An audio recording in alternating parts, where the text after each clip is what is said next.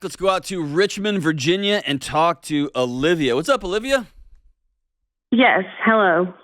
Yes, hello to you. What's up? Nothing. Thanks for taking my call. Are you nervous? I can hear it in you. I am. Okay, don't be nervous. It's all good, man. It's all good. All right. Well, I wrote in because I found out recently that someone I went to high school with got employed by the high school in like a counselor job, and it was just deeply bothered by it. I feel like there's a lot that people there don't know about them, and I want my kids to go there, and I kind of want to, talk to the people that I am close with at the school about it, but I'm like not really wanting to open that can of worms. So just wanted to know what I should do, how I should deal with it. So you're pretty coy with a they. Is this a mean girl situation, or is this a guy that hurt you? No, it's a girl. And yeah, like we played sports together. She's just not a good person. What does that mean?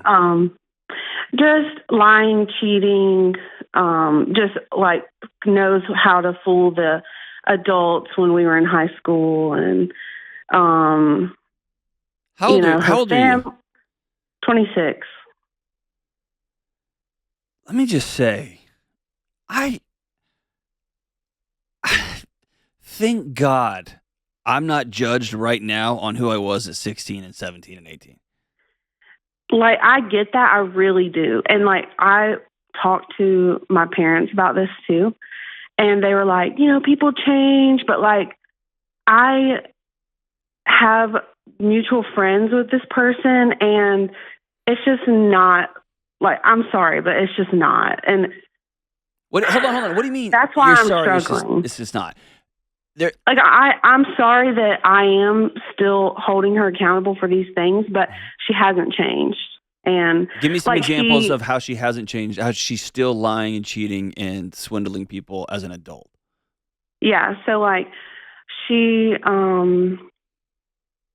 me just try to like gather what I want to say. So she like is very much into like the hookup culture, and this is like a religious high school, okay? She's like she gets drunk, she uses drugs, she smokes weed occasionally. And like just not her morals and the values of her life don't align to what this school is about. And that's why I feel like every close adult, which is basically my parents, I've told, they were like, what? Like, I'm sorry, who let that happen, And so I'm just thinking, which I know this is not realistic, but like in 15 years, if my kids go there, how am I going to deal with that? Oh, like, geez. Yeah. Let's let 15 years. The world's going to be very different in 15 years, I'm afraid. So, not afraid. I'm excited about it. Yeah. How do you know? How do you know she does drugs and drinks and because I know the people she does it with. Okay. So let's do a couple of things. Number one, let's let high school go. Just let it go. And that's why I'm calling. I'm like, I don't care about this. Like I have my own life. You do. It's in your soul. I didn't think I did. Yeah, I didn't think I did. That's better. And then this brought it all back up, and I'm just like enraged over it. Okay. You're the enraged part. Like, so let's take her out of the picture. If you heard that some local faith-based high school hired somebody that's hooking up and drinking beers, you'd probably roll your eyes. Or you would, small town, like, can you believe? Whatever. The rage comes from what happened in high school. And we could get into that. Like, you are killing yourself by not letting that go. You've probably heard the old phrase, you are drinking poison, hoping that she dies. Yeah. You know what she hasn't thought about in a long time? You. Or any of this stuff that happened? But you do. and it causes your heart to go up. It causes your all sorts of physiological issues here. Your heart rate to go up. It's killing you. Let it go. Yeah. Don't hold it back anymore, as the great Frozen says. That's why I'm like, I don't know how, though. So,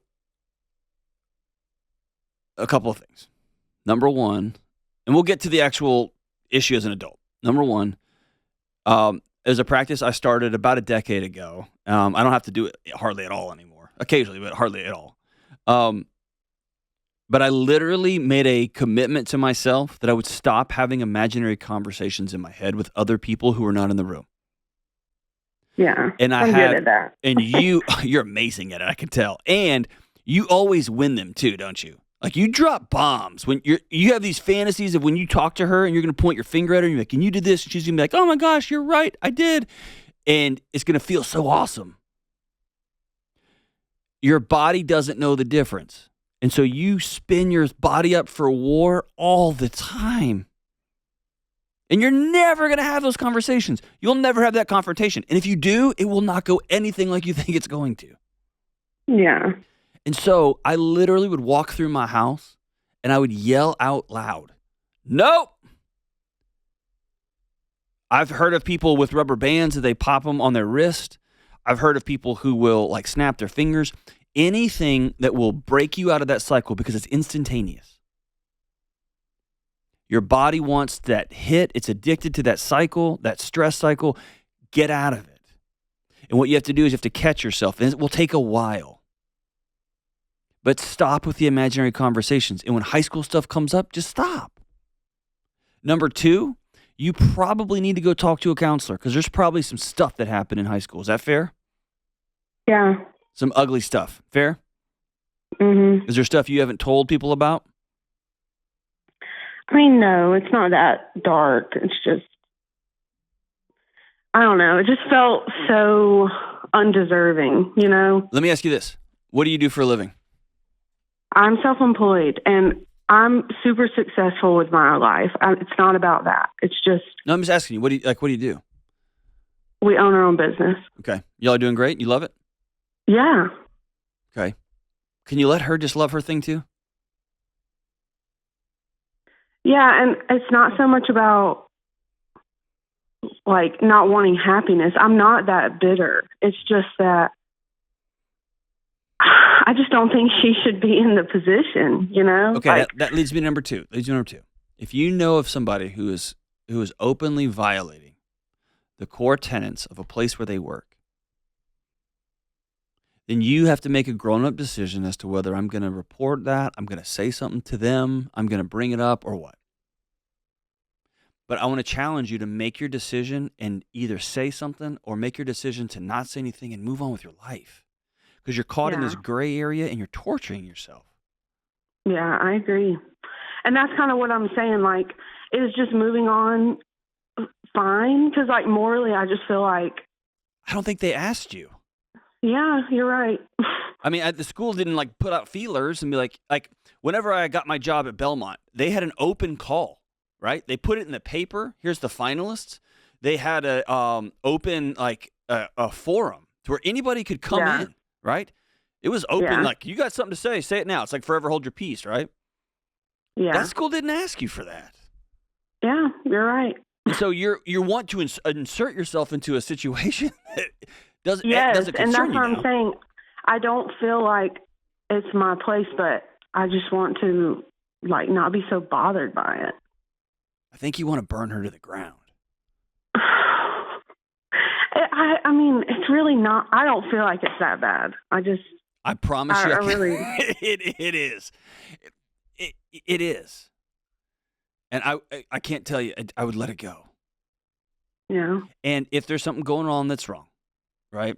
Like, and I could see myself having a conversation with an executive somewhere. I would have no problem with that. If I felt like my values and morals were challenged on a particular situation, letting somebody know, hey, I need you to know this about this person.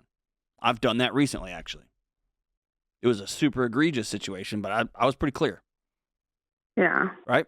And so if you feel like you need to do that, do it. Just do it. But if you're not going to do that, walk away. Yeah. Walk away. And I want to catch myself here. I said they didn't invite you into this conversation, like you're inserting yourself in the problem. Sometimes good citizens do. They run into the middle of a situation because they see something that somebody else doesn't see. I don't want a house on fire and sitting out in the front yard and being like, well, they never asked me to come help them, so I'm just going to watch it burn down. Don't do that, right? Yeah, yeah. So if you know somebody is doing something unethical or illegal, or they are pulling the wool over, especially as a teacher, right, as an educator, as a mental health professional, as a counselor, for God's sake, yeah, maybe you do say something. Maybe you go to that person first and you say, hey, this isn't cool.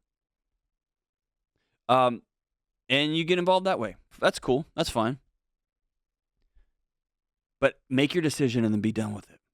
And I want you to practice over the next 30, 60 days. I want you to practice when you start that imaginary conversation, when she's in your head, literally say out loud, stop.